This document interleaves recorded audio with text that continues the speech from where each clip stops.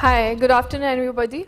I'll be talking to you about the consumption and retail trends that will define the retail industry in India over the coming decade.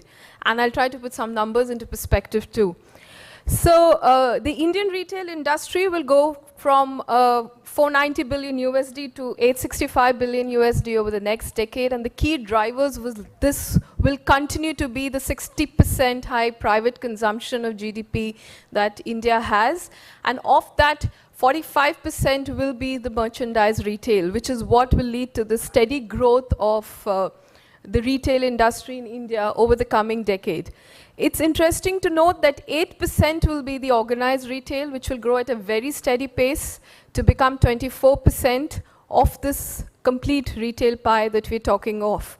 And as I did say, it would be the large share of private consumption as well as the growth of alternate retail in addition to brick and mortar retail, which will drive this growth. I shall dwell upon that a little as we walk along as to what will be the growth drivers for the alternate retail in India. So we were trying to put some percentages in perspective in the earlier panels through the day, and as you can see the stack that we have on the bar there, brick and mortar shall continue to be a good 75% of the entire retail pie, even in 2023, and the entire organized and corporatized share together will be 24%, of which brick and mortar will be 17% and ETailing will be a 7%. We've been wondering what share of the entire retail pie is going to be ETailing, and we'll be talking a lot about the phenomenal disruptive growth of digital penetration. So if we put a number to it, it's going to grow from 2% in 2018 to 7% in 2013, as you see, 2023, as you see in the stack bar up there. Going forward, we'd also like to probably dwell on the categories that comprise the key retail sector in India as we speak today.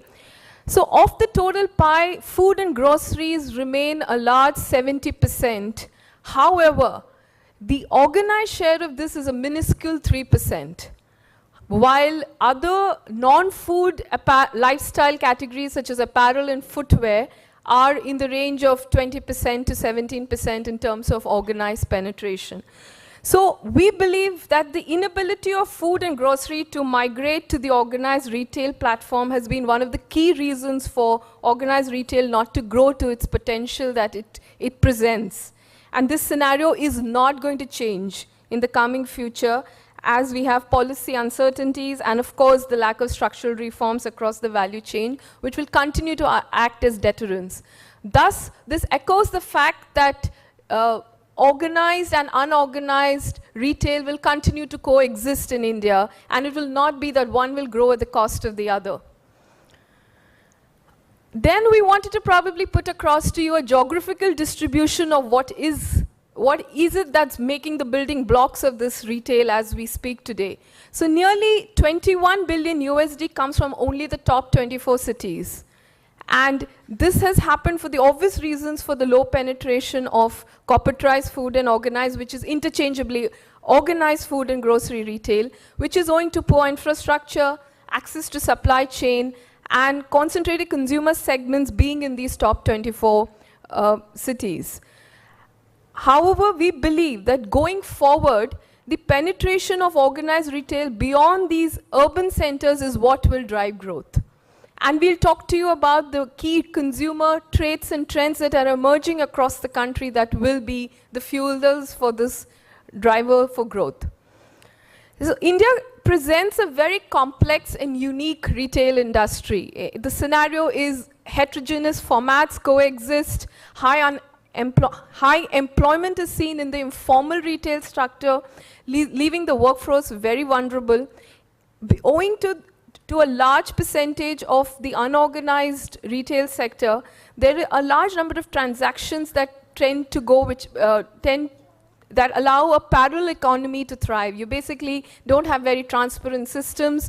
There are under-invoicings, the evasion of tax, and bills are not completely transparent, which leads from a retailer perspective to the fact that you're not able to get very close and sharp insights into consumer transactions as to what is the ATV, what is the billing value, what are the walk-ins, and what are the conversions.